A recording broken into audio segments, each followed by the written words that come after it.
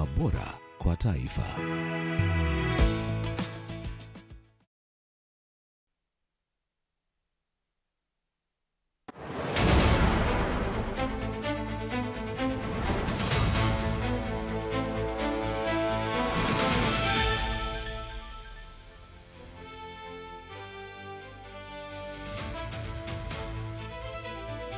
A very good evening to you. Thank you for joining us this Sunday evening. My name is Wakio Mzenge. Our sign language interpreter is Rhoda Nyamai, and this is TV47 Prime. Let's begin. Human rights activists have issued a 24-hour ultimatum demanding that the government and police produce social justice activist Davis Lichuma, who was reportedly taken away by unidentified men during the June 25th commemoration near Parliament in Nairobi. The National Police Service, however, has confirmed receiving missing person report on Mathare activist Lichuma. Michelle Mwangi reports on this story.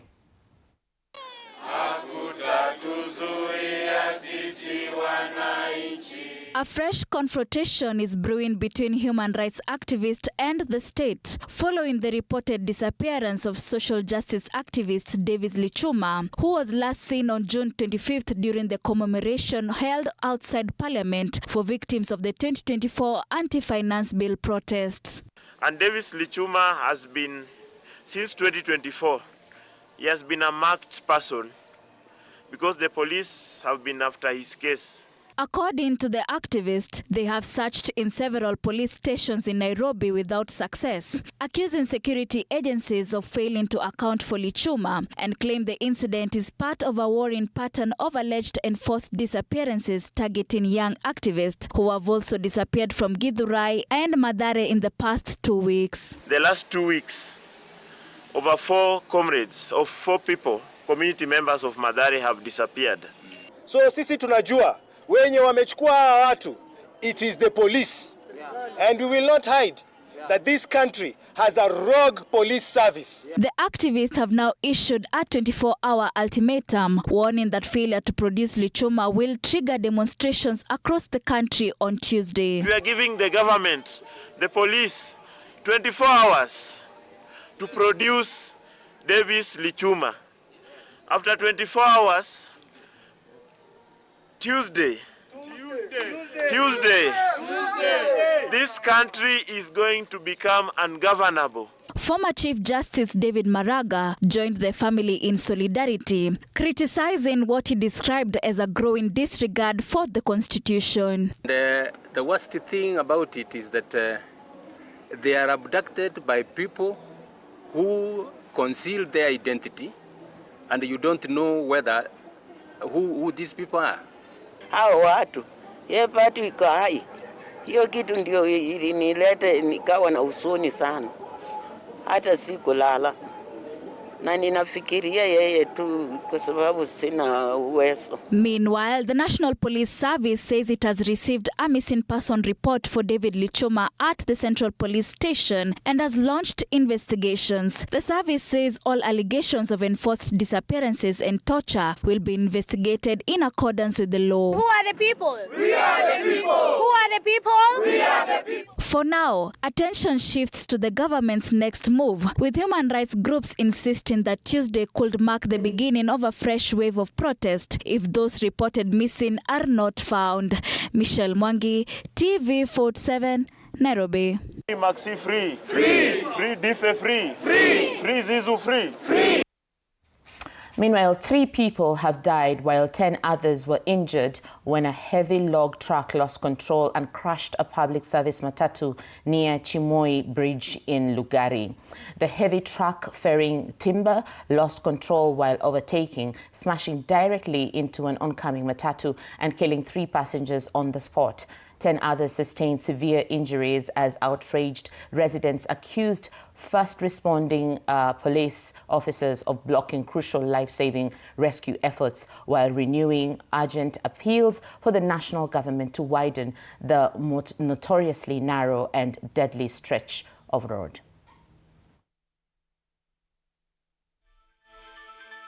Tunaomba serikali yetu hii mabati yenye mnaweka kando hii, kama haingekuwa hii Nissan leta maafa kama hawangekufa wangepona.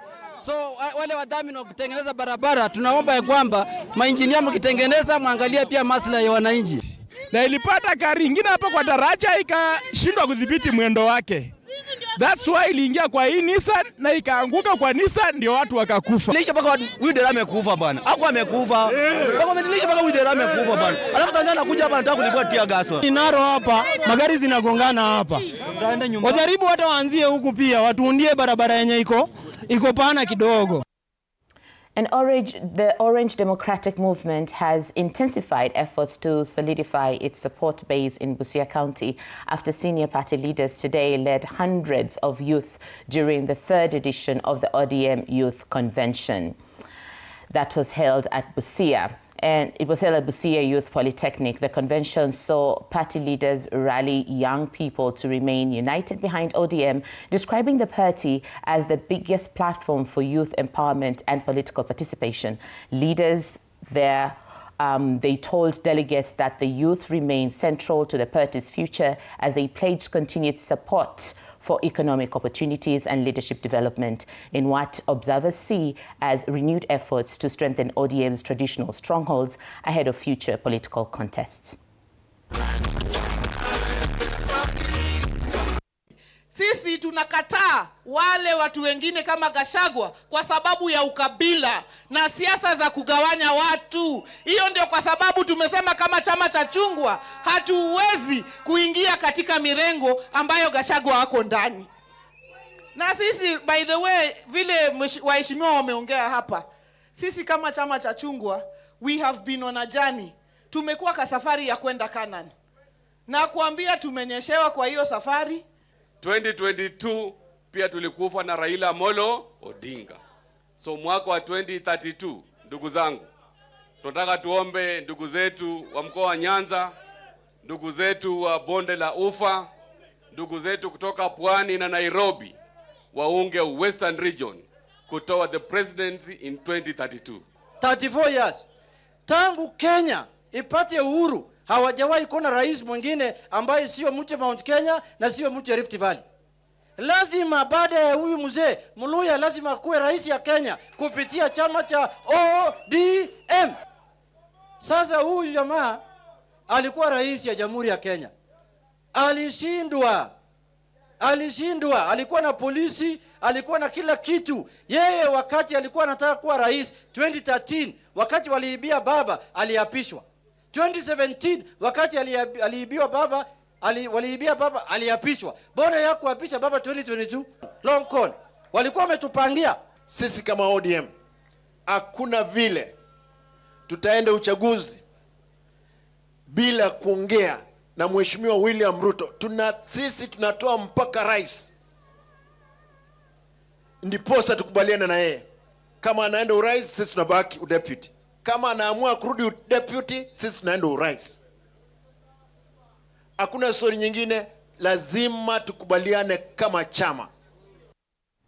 Meanwhile, President William Ruto has yet again promised the completion of the Nithi Bridge amidst questions on the project. Speaking in Meru during the 60th anniversary celebrations of Bureruri High School in Meru County, President Ruto yet again said that his government has set aside 7 billion for the bridge, adding that the contract is already on site.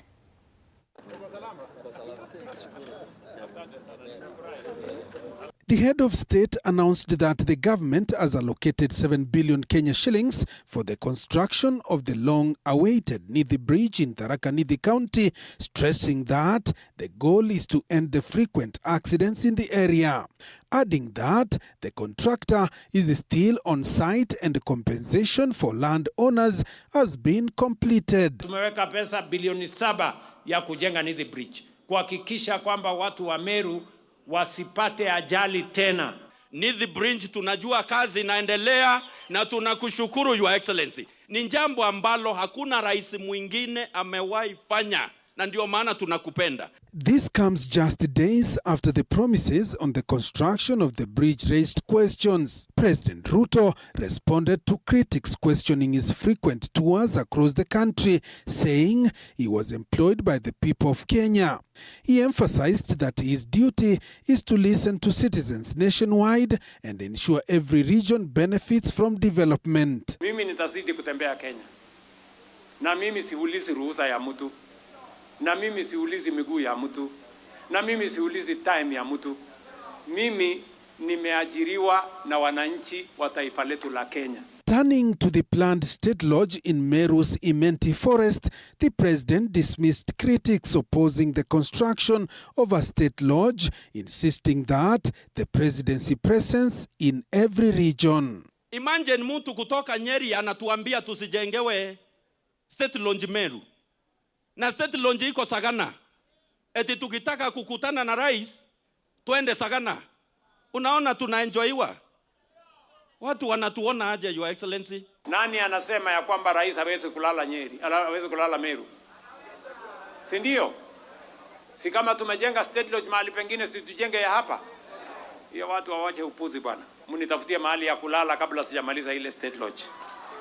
In a sharp jab at opposition figures, the president accused some leaders of wandering for 50 years in government leadership with nothing to show for it, while promising a fierce contest in the upcoming elections. Kuna watu wamekuwa viongozi katika hii Kenya miaka 50. They have nothing to show for it. Ni kurandaranda tu, kuzurura, nothing. He also underscored education as the great equalizer, recalling his own humble beginnings selling chicken by the roadside before rising to the presidency. I do not want just to be another president in Kenya. I want to transform this nation. He explained his commitment to the reforms and tackling challenges that have faced the nation for decades, promising to continue overseeing development projects across the country. I take the honor and the privilege to be leader of this nation very seriously. While on his tour in Meru, President Ruto portrayed himself as a leader dedicated to transforming Kenya through action, not just words. The big question remains, when will the Nithi Bridge project actually begin? President Ruto has repeatedly insisted that the government will build the Nithi Bridge. Now, a section of Nyanza members of parliament and cabinet secretaries have defended their decision to join President William Ruto's broad-based government, saying the region can no longer afford to remain on the political margins. Speaking at a church fundraiser in Ugenya constituency, Energy CS Opio Wandai led the defense, criticizing Siaya Governor James Orengo for telling residents to reject the partnership with the national government. Wandai said President Ruto has long supported the region's political causes and that Nyanza's development plans are now fully integrated into the president's agenda, pledging to secure the region's votes for Ruto's second term. Ruto ndio rais wa kwanza kuamua ya kwamba hii nchi ya Kenya wakati inasonga mbele, isonge mbele bila kubagua sehemu yote, bila kuacha sehemu yote nyuma. Kwa hiyo sisi wakati huu katika mpango ya maendeleo ya serikali kuu inayoongozwa na Mheshimiwa Rais Ruto, sisi kama wananchi wa Siaya County, sisi kama wananchi wa Ugunja constituency, sisi kama wananchi wa eneo hili lote ya Nyanza, mpango yetu iko ndani ya mpango ya Mheshimiwa Rais William Ruto.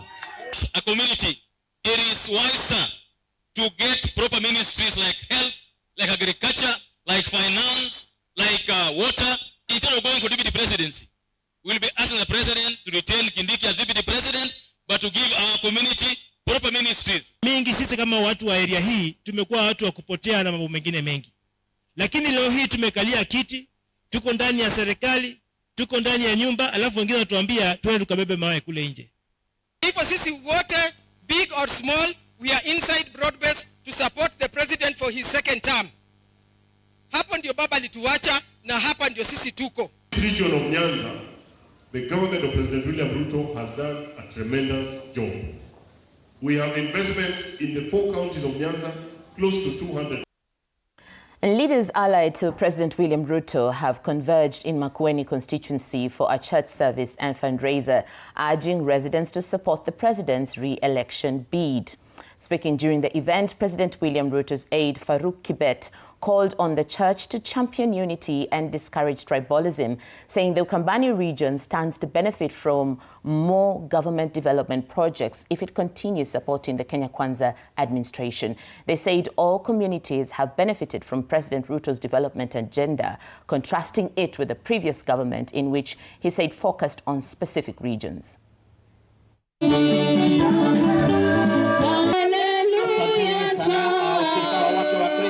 Tushirikiane kama Wakenya.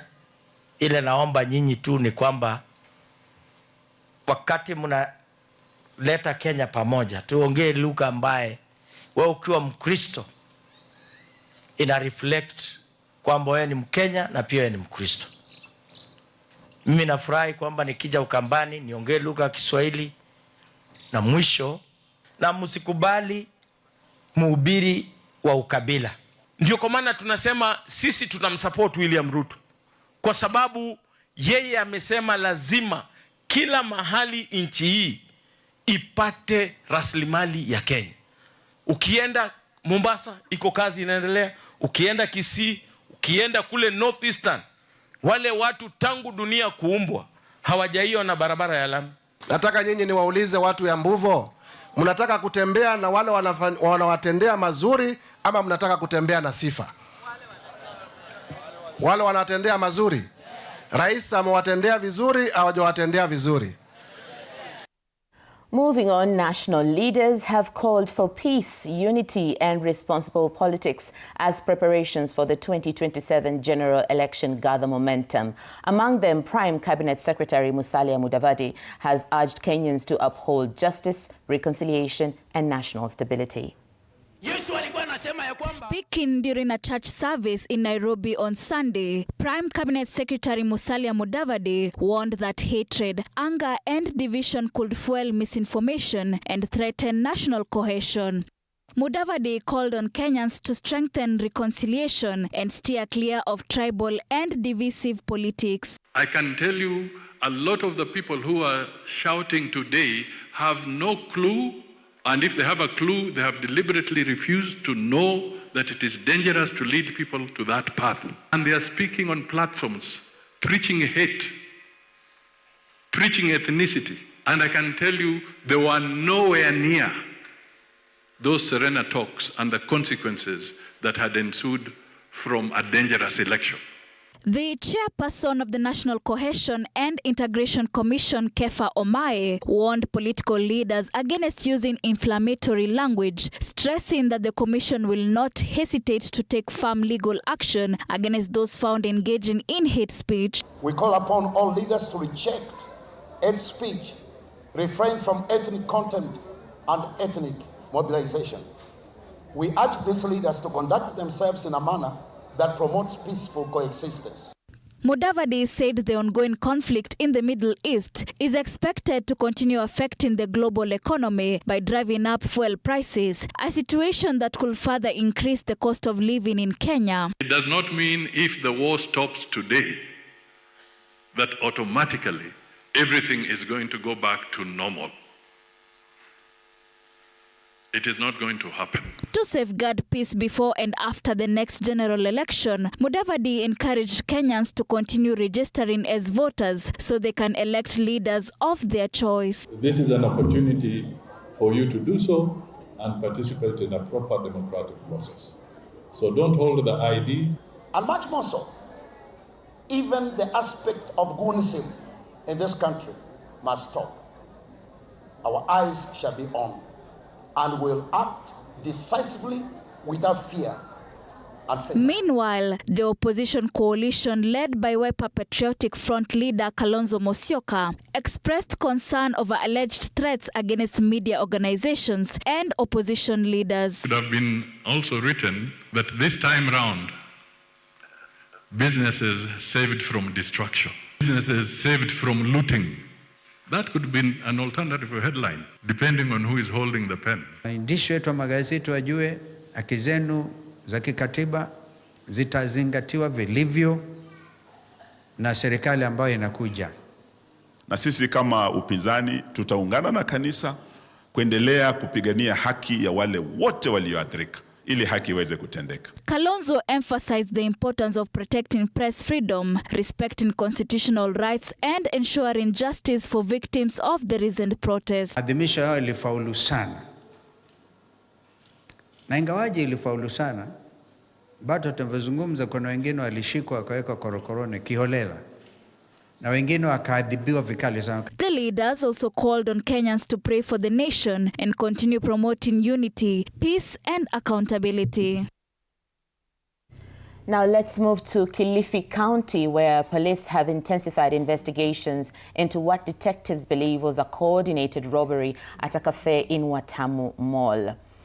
CCTV footage shows 4 armed suspects arriving on a motorcycle before targeting customers at a specific table while bypassing other businesses within the shopping complex. Investigators are probing whether the attack was premeditated after it emerged that the table had earlier been occupied by a person linked to an ongoing fraud case. A joint operation is underway to trace the suspects, with DCI Director Mohammed Amin assuring the public that those responsible will be arrested and prosecuted.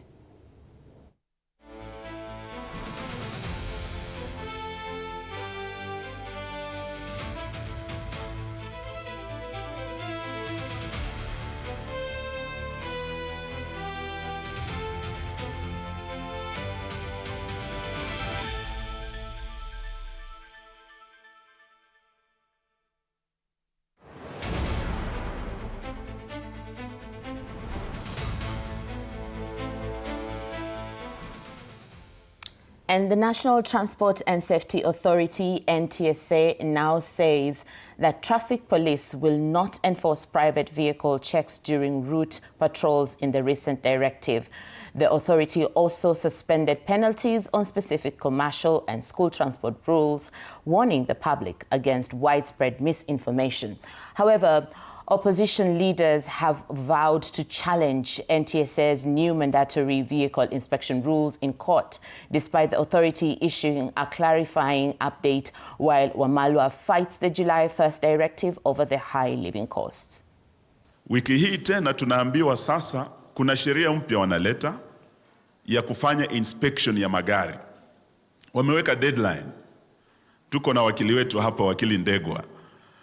Tumeambia bwana Ndegwa hiyo sheria must be challenged, sababu hiyo pia inspection ikifanywa gharama pia itaongezeka kwa wenye magari, na hiyo gharama kando na nauli imeongezeka kwa mafuta itarudi kwenu wananchi. So bwana Ndegwa, we need to challenge that NTSA. It is a very oppressive law na imepeana muda mfupi sana. Kuanzia hii July kama hawajafanya inspection unapigwa faini ya shilingi 20,000.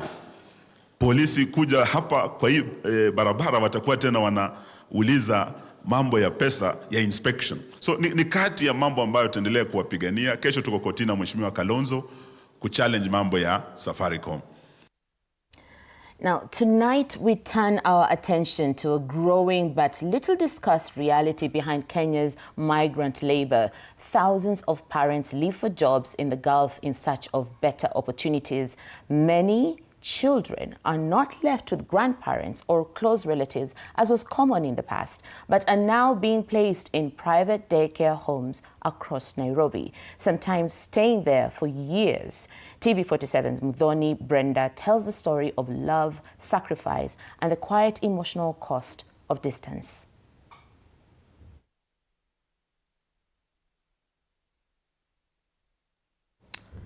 I think it's a very interesting look at things when we expect people to leave their children to close relatives for care and support. This story that Mudhoni takes us through will reveal how parents are now leaving their children to daycares, and that begs the question, is there a trust issue with the families that we leave behind? We've had a lot of stories of people who've invested and sent their parents to take care of things that they've left behind, only to come back and see that that was not done. Let's go to that story.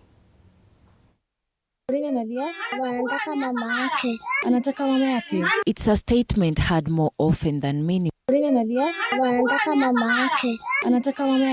It's a statement heard more often than many would imagine. It's a simple cry, yet one that captures the quiet reality of children growing up while their parents work thousands of miles away. Every year, thousands of Kenyans leave home in search for jobs abroad. Last year alone, more than 103,000 Kenyans took up jobs overseas. Their sacrifices sent home more than 666 billion Kenya shillings, money that helped families pay school fees, put food on the table, and meet daily needs. But behind those remittances are children growing up without their parents, and in this case, their mothers.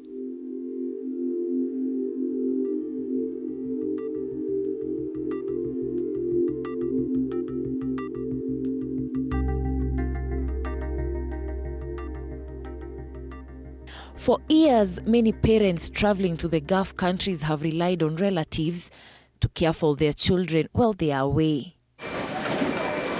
But not every parent has someone to call. For a growing number of Kenyan families, privately run home daycare centers have become the answer. In Nairobi's GOtv 44, these may look like just any other rented apartment. But the moment you step inside, you realize it is anything but the ordinary. The rooms are filled with the laughter, cries, and the footsteps of children. To these little ones, this is home. It is home until their mothers return. Behind all these is Hannah Wanjiru, the owner of Smart Daycare and Home Care Centers. The youngest in here is 1 year and 6 months, and the eldest is 10 years old.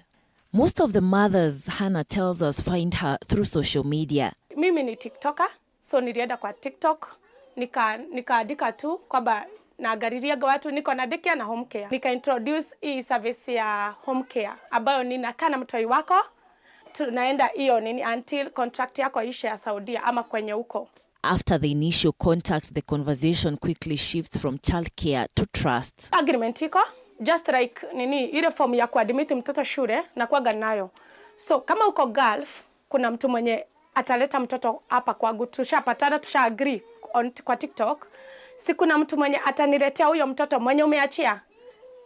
Mkisha-agree kwamba kuna place fulani wataka kupeleka mtoto ambao ni kwangu. So huyo mtu ndiye anakuja anasign hiyo document on your behalf. But wewe unanitumia ID yako. Naenda natoa photocopy na stick kwa hiyo nini na ishikanisha na hizo documents za mtoto wako. What begins as an online conversation ends with a parent entrusting their child to someone they may have never met before. Na adikaga 10. Once niuliza ama umekuwa interested, tunaweza agusha hiyo bei. So tukiagree, ndio unaenda unatoa ule mtoto kama hauko comfortable kwenye yako. Unaelewa? Hannah says that for many, leaving their children here is not their first choice. Na mwenye alitoka Kakamega, and the funny thing, alitoka kwa mamake. In the same house, akaniletea mtoto. Unaona? So, kwa mafamilia inakuwa gumu. You even spend more. So, hizo options ziko cause hamtaelewana. Na mimi kwangu ni business. So, ikifika kwangu, mimi nitakuangalia mtoto juu I'm reliable. Over time, what has started as a daycare has grown into something more. The mothers working in the Gulf countries have created their own community. Niko na customers wazuri sana. By the way, kuna mtu tu atatuma pesa aseme, edo nichukulie tu yogurt to 50-50-50. Ama squeezy kamepanda ni 60. Ni hesabia watoto wa Gulf. While Hannah runs her daycare in GOtv 44, she's not the only one navigating this kind of care arrangement. In Nairobi's Hunters area Kasarani, another caregiver is walking a similar journey. Meet Roslyn in her daycare called Mama Rosie's Daycare. Like Hannah, she has opened her home to children whose parents have traveled to the Gulf in search of better pastures. But for Roslyn, this is more personal. She once worked abroad herself, leaving her own children behind in Kenya.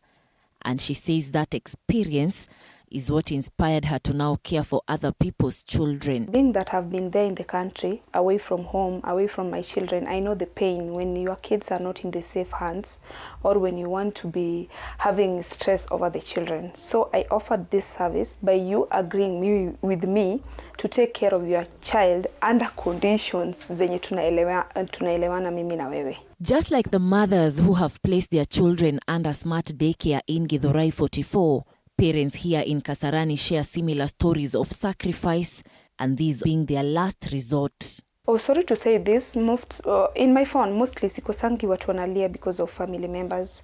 I think family members, they take advantage of you just because you are desperate. You know, kama uyuko karibu na watoto wako, already you are in a different state. You are desperate, you want to go look for cash. At the same time, you also want somebody to take care of your child. And once you leave them with the child, they will keep it's like wanakunyonya, ni kama kupe. They don't understand that like Gulf country, it doesn't pay much actually. Kama Lebanon unaanza at least, mimi nilianza as little as 20,000. Unlike some other care settings, Rose says her daycare takes in children from as young as 3 years old. Some of them stay for years, long enough for her to watch them grow, learn their first words and take their first steps, all while their parents are away in the Gulf countries. Kwanza mwingine niko naye mwenye she doesn't have a family. She doesn't have at all. Hata shule zikifungwa huyu mtoto ni kama wangu sasa, nikienda kwetu niko na yeye. Nikienda wapi niko na yeye because sitamwacha kwa nyumba peke yake. Lazima niende na yeye. Wengine angalau unapata shule zikifungwa anaweza enda. Roslyn says she faces the same challenges in her daycare. She too deals with differing expectations from parents and family members, sometimes making it difficult to navigate what was originally agreed for the child's care while the parents are away. Naulizanga wasichana, when will they be serious? Unapata mtu amekuletea mtoto, kwa contract inaandika vizuri ya ana baba, ana bwana. Amefika huko, wamerudiana na kijana. Sasa kijana anataka kijana afanye nini? Akuje kuchukua mtoto, waonane na mtoto. Unaona? Mimi kama mimi huku andika, of course siwezi include, atabidi tu amekungojea. While caregivers like Rose navigate the daily realities of looking after children left behind, for mothers, the decision to leave is never easy. One such mother has entrusted her child to this care system while she works in the Gulf countries. The reason why I decided to go to Gulf is to make a brighter future and to search for greener pastures for my daughter, since I am the only one who is taking care of her. She has never met Hannah in person. The first contact was made through TikTok messages. The reason why I entrust this daycare is because I felt safe. My instincts, they felt like this is the place. The mother says communication was her main factor in making this decision. My relatives, they are so hard to deal with, and communication was lesser. Her story reflects the efforts many mothers make to stay present from afar. But according to psychologists, the impact of long-term separation goes beyond communication and daily contact. The psychologist explains that early years play a key role in shaping a child's sense of security and attachment. And the very first one is actually separation anxiety. This is whereby the child starts experiencing some sort of fear, illogical thoughts get in. This is where, the kid keeps on asking so many questions. The child might develop what we call abandonment issues. They feel kind of abandoned. They might not be able to understand why the parents left. They might feel like probably the parent actually chose work instead of them. And these create a lot of anger internally. This anger is manifested through behavior. So they might start becoming aggressive or probably demonstrating some sort of resistance. Dr. Arthur further adds that some of these effects may not be evident in childhood, but can become more pronounced in adulthood. They might not show at the moment, but when they grow up in their adulthood, teenage life and what have you, they want to attach with other people, but they can become clingy, or probably even affect them to a point of getting into a relationship, and they have what we call anxious attachment styles, and these impact so negatively on how they relate with each other, and especially in intimate relationships. But all hope is not lost. Dr. Arthur says there are ways to support children emotionally, even in long-distance care arrangements. Frequent calls. It may not replace the physical touch, but the frequent video calls, and explaining to the child. Keep on reminding the child that, yeah, you are away and you are away for these particular reasons. Do not assume that. Even if the child is so young, keep on reminding them. Those particular kind of words that you're using are very, very important. Then minimize the promises. If you're coming back after 1 year, make sure that you're not promising them that it is after several days, because they know, they calculate as well. They know that, okay, today is day 1, tomorrow is day 2, and what have you. Then if at all there is the other parent, maybe the mother is the one who is away. So if the other parent is around, ensure that that particular parent is actually showing up physically, even if it's not on a daily basis, but at least ensure that there is someone that they are seeing, someone that they can relate to. If it is not a parent, ensure that probably a sibling or maybe a grandmother or grandparent shows up time to time to just check in. We asked what legal protections exist for children placed in private daycare homes while their parents are thousands of kilometers away. This kind of arrangement exists. It is definitely not legal. It's definitely not regulated by the law. And God forbid if something happens to the child, there is really no legal recourse because it's an arrangement that is not really regulated by law. Behind every child that is left in a daycare home is a parent chasing their dream miles away. But as labor migration continues to grow, experts insist that the law must evolve too to ensure that no child is left behind in the pursuit of a better life. Mudhoni Brenda for TV47, Nairobi. Thank you, Mudhoni Brenda, for that report. Those are the sacrifices of parents living miles away from their children. But what does it also say about our families today? Let's take a short break. When we return, we'll have more. Thank you.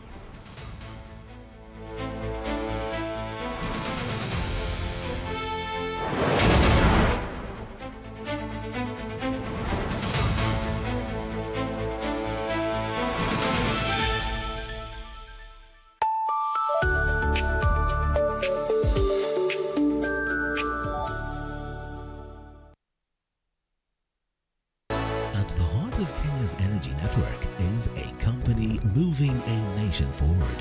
With world-class pipeline infrastructure stretching over 1,700 kilometers, the Kenya Pipeline Company ensures safe, reliable movement of petroleum products across Kenya and the region. As a strategic enabler, we energize industries, connect markets, and support national and regional transformation. Our operations are powered by innovation with automated systems that enhance speed, safety, and accountability. From our Mombasa facility to Kisumu Oil Jetty on Lake Victoria, we are transforming regional logistics by connecting Kenya to Uganda and beyond. And behind every milestone is our people, the engineers, analysts, and technicians who fuel our mission. With every drop of oil products delivered, we honor our mandate to power Kenya's growth and fuel the region's future.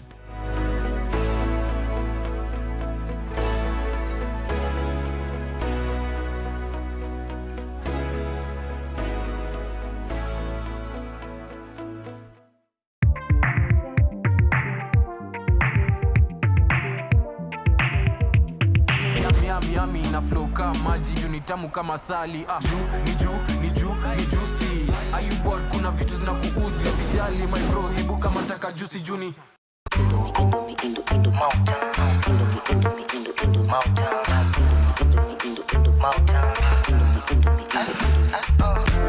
Indomie mautam tam. Indomie mautam tam. Indomie mautam tam. Mautam. Indomie, furahia mlo mtamu. Insurance 101. Did you know In life, losses and misfortunes occur from time to time. Insurance is a financial protection that takes care of misfortunes that may occur despite measures being taken to prevent them. Insurance helps policyholders mitigate against financial impact of unexpected occurrences. Now you know. Read and understand the terms and conditions of your policy. This message is brought to you by the Insurance Regulatory Authority, IRA. IRA, Bima Bora kwa Taifa.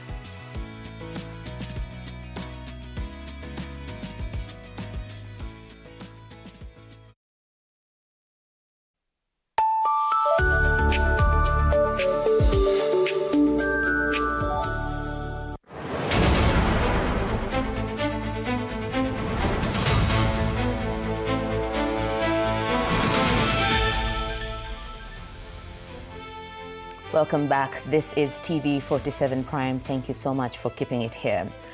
Uganda's military chief has shut down the country's largest independent media house, silencing television screens of NTV Uganda and Spark TV, the airwaves of KFM and Dembe FM, and the printing presses of the Daily Monitor, all in a single night. Mudhani Brenda tells us more. The overall leadership of the Chief of Defense Forces. Uganda's military chief and son to President Yoweri Museveni, General Muhoozi Kainerugaba, has ordered the shutdown of Nation Media Group in Uganda. Where we will save the time. The general announced the directive through a series of posts on X in the dead of the night. At 1:07 in the morning, he posted, and I quote, "NTV and Daily Monitor are being shut down from today. By 5 a.m., NTV Uganda and Spark TV had gone dark.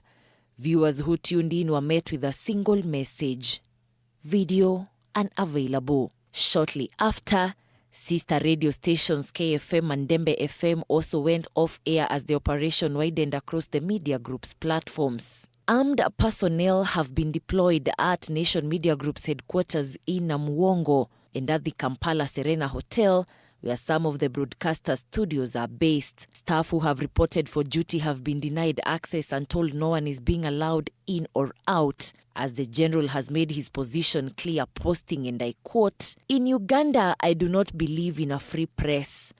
The press should be guided by the cadres of the revolution." The general has not stopped there.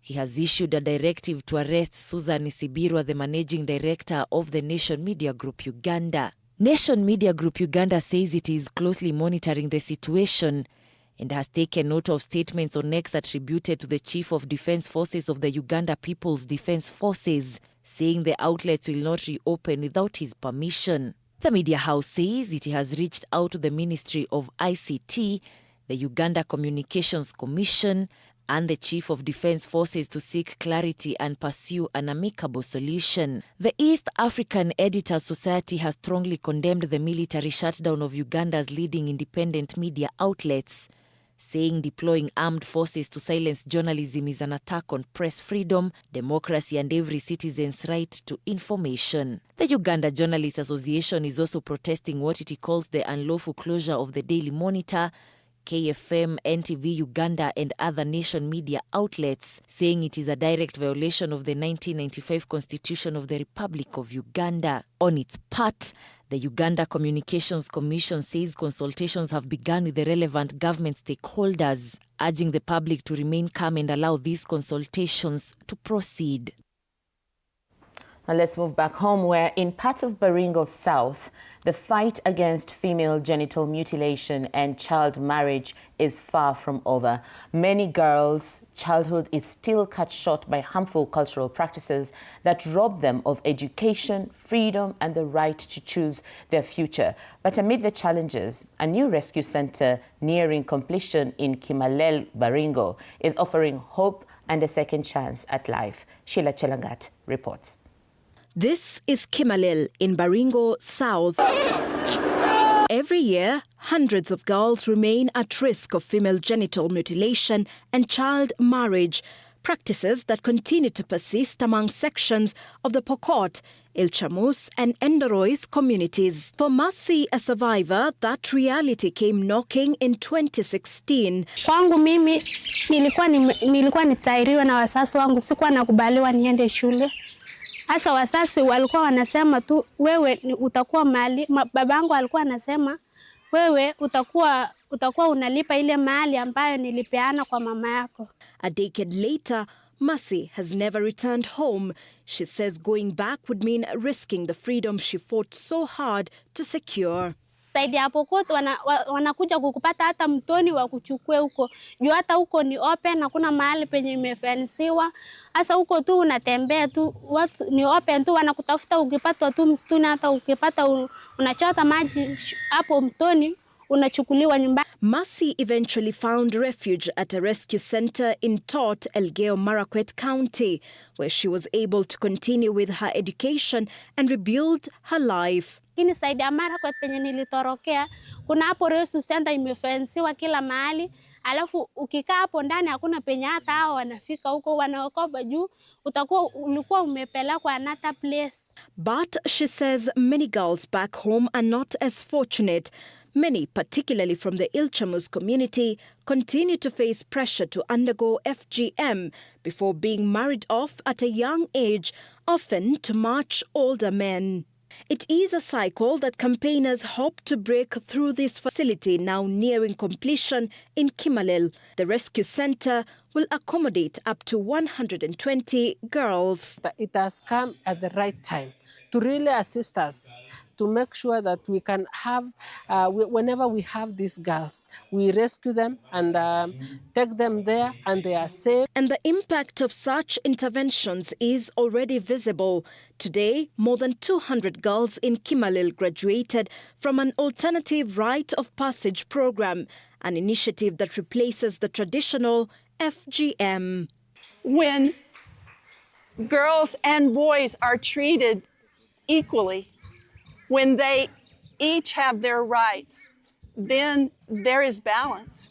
And in balance, there is goodness, there is joy and happiness. Authorities say the fight against FGM and child marriage will also be reinforced through stricter enforcement of the law. Since this initiative launched in 2020, numerous girls have been rescued, with 6 of them now pursuing university education. If you don't have a rescue center, they still go back to the same perpetrators.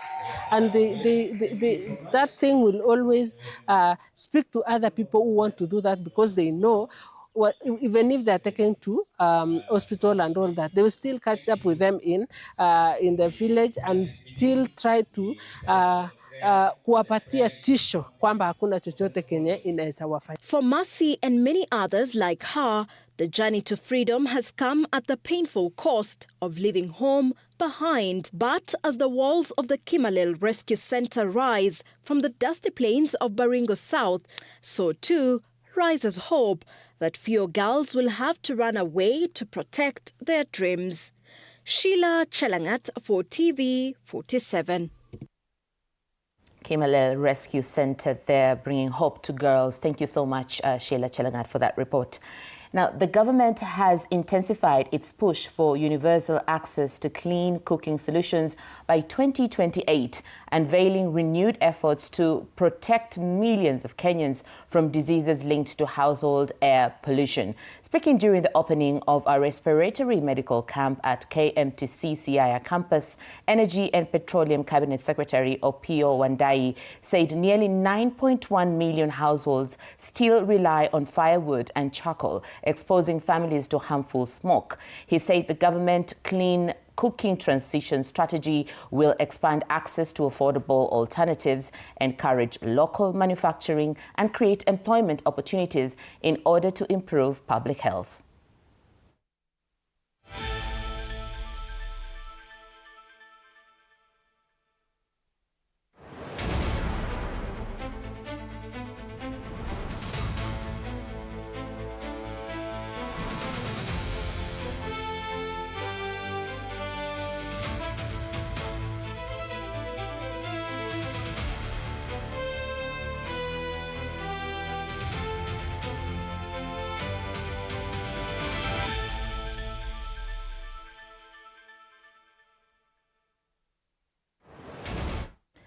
Beneath the hills of Maimahiu lies a resource that has helped build roads, homes and cities across Kenya. But while quarry operators continue to extract millions worth of construction materials, many residents say they are paying a heavy price.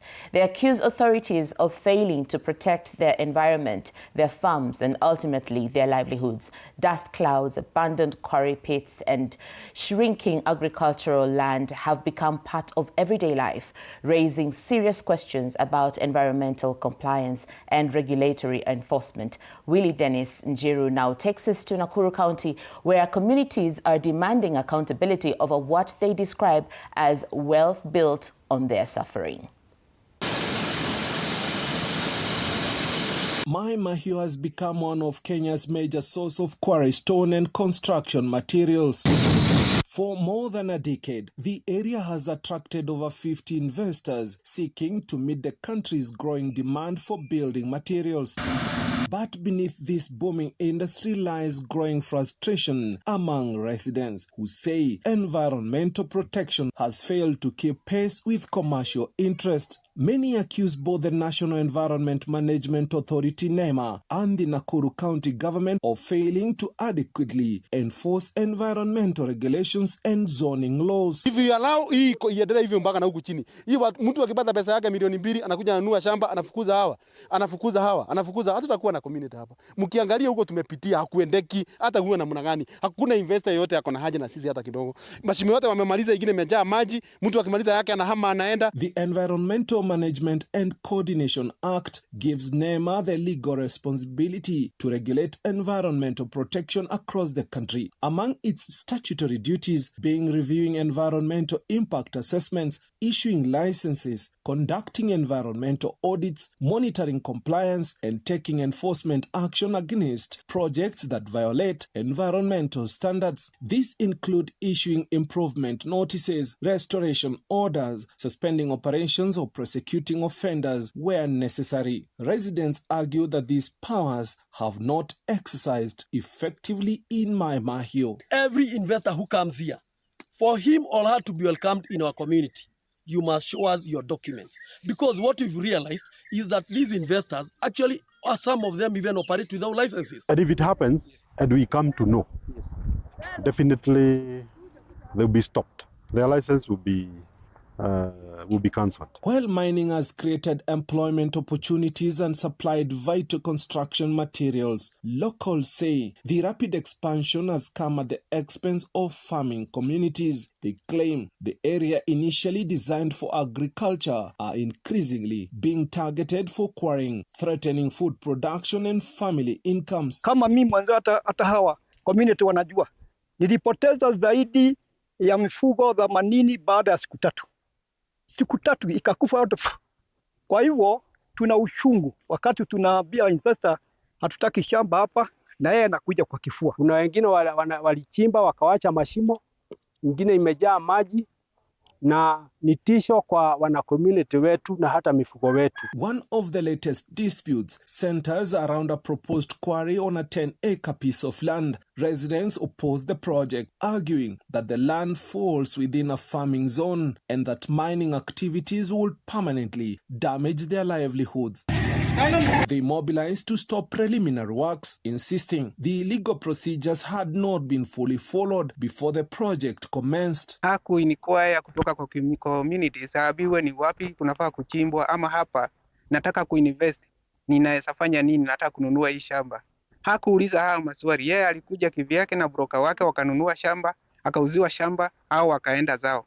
Sasa sisi tunakataa, tunasema kware haichimbwi hapa. The dispute reignited questions over public participation. Kenya environmental laws require communities likely to be affected by development projects to be consulted before approval is granted. Residents insist consultation either came too late or failed to adequately capture their concerns. Vile tulinunua tukapeleka watu ya change of use akakubali. After then NEMA amekubali. Sasa ile tunaanza kufanya kazi hapa, watu wote wamekuja kufanya andamano hapa, na sisi hatujui shida imetokea wapi. Sasa hii mimi ni investor, nimeweka pesa yangu yote hapa, Siwezi nunua pesa nini about 11 to 12 million land na tulime hapa mahindi. Naelewa sasa. Mimi nimenunua sababu ya kware. If somebody would wish to do quarrying, they are supposed to undertake an environmental impact assessment. And when you do that, then you must prove that you are the owner of the land, so that we don't allow quarrying on land that you don't own. According to NEMA's Directorate of Enforcement, every quarry project must undergo an environmental impact assessment before operations begin. The assessment evaluates possible impact on air quality, water resources, vegetation, biodiversity, and surrounding communities before determining whether a license should be issued. There is a critical component called public participation, and it must be adequate. So there is no development that is approved without public participation. And so that happens across the board, everywhere. And if even after, if NEMA approves a license and the people are still not happy, they can still challenge the license in court. Public participation entails disclosing all information and all documents. And without that, this community will not allow any investor to come here. Obtaining an environmental impact assessment, EIA, license is only the beginning. NEMA is also mandated to conduct regular inspections, monitor compliance with license conditions, and ensure operations implement mitigation measures that include dust suspension systems, proper waste management, noise control, and protection of nearby ecosystems. Mbeleni wakikuja tulikuwa tunafikiria labda ni kitu inaweza tusaidia kama community wa hapa, lakini baadaye tukakuja kujua ni shida tupu, sababu watu wetu wameathirika sana, mifugo, sababu ya vumbi. Utuharibie sasa makazi yetu, tutaenda sisi wapi? Maana wewe ukilima shamba yako Kware, utatoka hapa utaenda Nairobi. Mimi nikikaa hapa na niko na watoto wadogo, sina mahali pengine pa kwenda, na ndio hiyo fumbi. Kulala kwa kitanda yenyewe hatuna amani. Lazima uchukue blanketi yako kwanza ufanye hivi ndio ulale, na hata ukilala unasikia tu unapumua hiyo vumbi. Once quarrying activities end, operators are expected to rehabilitate exhausted sites by backfilling excavated pits, stabilizing slopes, replacing topsoil, and replanting vegetation. Residents say that while a handful of companies comply, many abandoned quarry sites remain exposed, leaving dangerous pits and permanently altered landscapes. Mtu akwambia niko na hii sasa na niko na hii, lakini the damage they are doing to our community is bad than hata sijui nini, how we can explain it. Whether they are doing to us is bad. Hakuna heshima, hakuna hiyo uingiano inakuwaga ati investor amekuja. If this one was done in 2018, now the commission is done until now. So sasa, how do we expect to trust you ambaye anategeza? The issue of the negative impacts ambazo mnasema hapa, hizo ni issues ambazo they can be mitigated against, because the entire place has quarries. For families living next to the quarries, the environmental impact extends beyond the visible scars on the landscape, persistent dust on crops, reduced agriculture productivity, and affecting livestock, with open excavation pits becoming safety hazards. This community can bear me witness that our kids commute from here to Karema. Down this valley, they are hyenas. We have to escort our kids in the morning as go to school. Yet we have a public land here.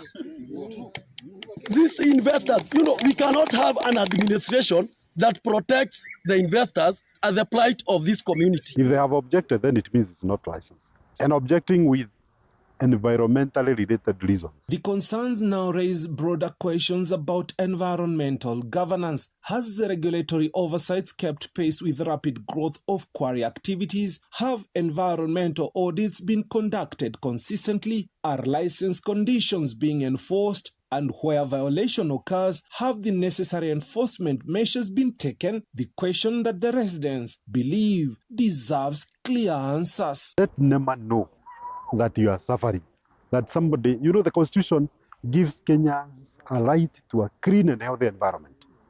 Meaning that if somebody violates that right, you are supposed to complain and we will take appropriate action. For the longest of time, my Mahiu residents have had to endure dusty environments as such. They say their clarion call to relevant authorities have heeded no fruit, as and until when, no one knows. Reporting for TV47 from my Mahiu quarries in Naivasha, Nakuru County, I'm Willie Dennis Njeru. Thank you so much, Willie Dennis Njiru, for that report. Now let's move down south, where dozens of protesters gathered outside South Africa's parliament in Cape Town, demanding stronger government action against xenophobia and violence targeting foreign nationals. The demonstration, organized by the African Inclusion Coalition, came days before the June 30th deadline set by anti-immigrant groups, demanding that undocumented migrants leave South Africa or face unspecified consequences. Footage shows demonstrators carrying placards against hate and discrimination, calling for unity and protection for migrants. Another protester claimed blaming migrants would not fix South Africa's problems. Organizers delivered a memorandum urging the government to protect people at risk of displacement, hold perpetrators of violence accountable, and prepare emergency shelters if attacks escalate after June 30th. They also called for public schools to be temporarily opened during the winter holidays to shelter those forced from their homes.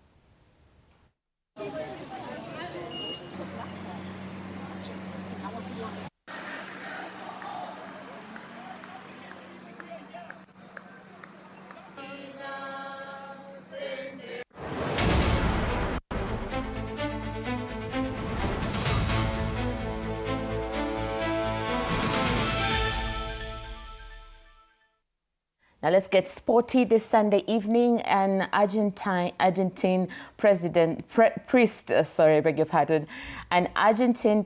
in Dallas has made a heartfelt invitation to Lionel Messi and the Argentinian national team. Father George Prado is urging the reigning world champions to attend Mass and receive a special blessing ahead of their 2026 World Cup title defense. For the priest, it's about faith first, but as an Argentine fan, he admits he would also love to see Messi and company lift the trophy once again. I'm from Argentina, and I love soccer, and always I was trying to in some way reach out to the national team to help from my priesthood, like give the sacraments, to help them to get closer to God. So now with the World Cup coming up, I was thinking that will be a very good occasion to invite them. The hope is the last thing that we lose, so I do it anyways, because even though if they don't come, but if they get the message, the message is that I want to help them to reach God, to receive the sacraments.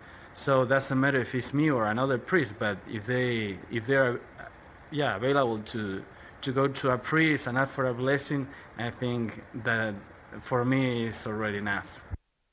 The round of 32 of the FIFA World Cup kicks off tonight as South Africa lock horns with rivals Canada tonight in what promises to be an intriguing encounter at Los Angeles Stadium in Inglewood. The Bafana Bafana are on the hunt for history by securing their first ever qualification into the round of 16, but will have to be at their best if they are to overcome the cohorts attacking firepower led by Juventus talisman Jonathan David, who are also hoping to make a maiden appearance in the last 16. Last 32 at the end of the group stages. So for me, it's a miracle. Bafana Bafana has done us proud. Mama Joy, she's so proud. We are all proud, South Africa.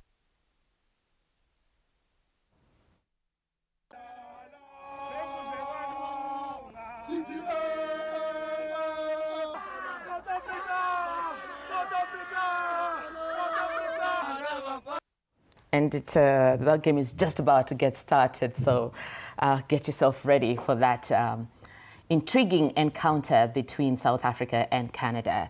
Now, just days after the High Court temporarily suspended a decision by the Registrar of Sports declaring him ineligible to continue serving as chairman, Gor Mahia chairman Ambrose Rachier has unveiled a raft of new plans for the club. Rachier, who has also led Kogalo for an extended period, has promised the signing of new players ahead of the upcoming Kenyan Premier League season, as well as the launch of new club jerseys and official merchandise before the start of the new campaign. The veteran administrator also revealed that the club is in talks with several corporate organizations as it seeks to diversify its revenue streams and strengthen Gor Mahia's financial position. The High Court's ruling means Rachier will continue serving as the legitimate chairman of Gor Mahia.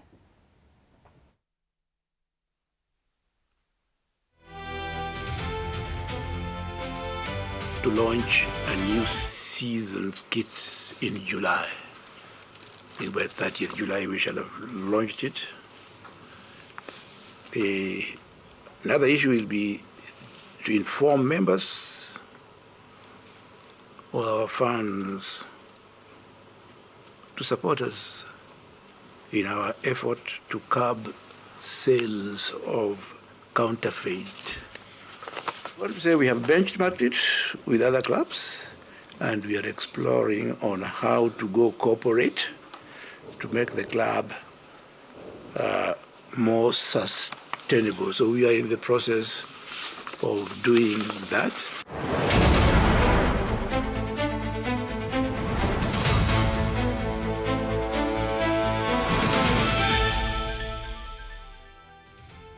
And that's all the time I had for Prime. Stay informed, stay inspired from myself and our sign language interpreter, Rhoda Nyamai. We want to wish you a good night.